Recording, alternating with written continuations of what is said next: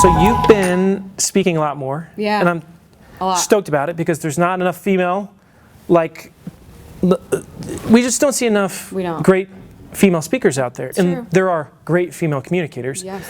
So I'm excited to see that you're one of the big up-and-comers in this space for speakers. I'm very excited about it, but I'm also really surprised that this is even kind of taking a place in my career, because video truly has given me the ability to speak. I never anticipated it. Yes. What has been, since you started speaking at more events, what has been the biggest surprise for you? The thing that you said, you know what, I didn't realize it would be this way as a speaker. That's interesting.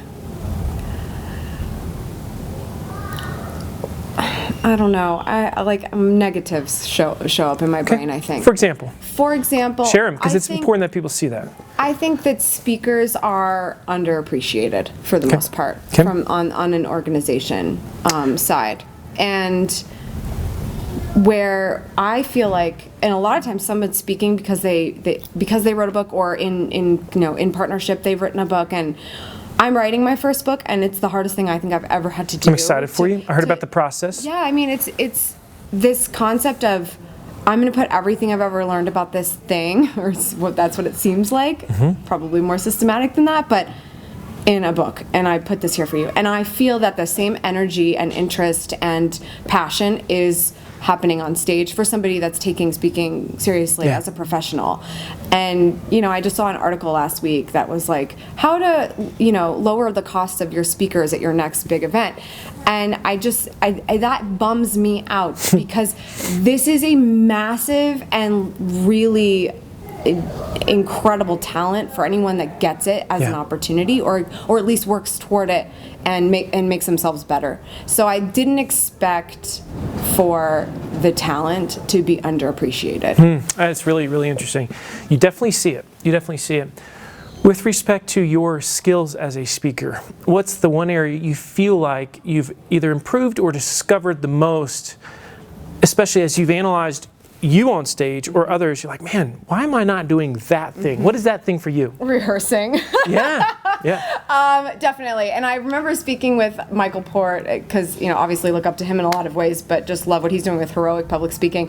And he was very kind and looked at one of my tapes and said, so how much do you practice? And I was like, well, not really. Because video gave me the ability to just wing it. Yeah. I can just get up there and tell jokes and do this and run over here and be the funny girl, and I could carry that. But I did a lot. I spoke on 17 stages last year, and all on my dime, just to get the experience. You got to push your way through the door at first. It's tough. Absolutely. I was fortunate, though, that my videos made an impression and people wanted me. But this year, when the stakes were higher and the money is greater, I really took that more seriously. And before my first opening keynote, which was at the Content Marketing Academy, I held my own dress rehearsal back home, and I had my greatest critics come. Really? And great. I practiced, and also found it interesting that when I got off that stage, I thought I bombed. I thought it was horrible. At Content Marketing I thought it was horrible. Academy. But I think the reason for that was I wasn't used to being so rehearsed, and so it felt different when I got off stage this time. But they said I was great. So I know. I've talked with them. I'm good friends with our friends over there in Scotland, and they loved you. And now you're an international speaker as well. Yeah. So last question about that is, how do you think the industry can increase the number of female speakers that we're seeing at events? And I guess the same could be applied to minorities. I'd love to see more of those, but females is what I want to focus on right now, because you have a personal experience in that world, right? Yeah.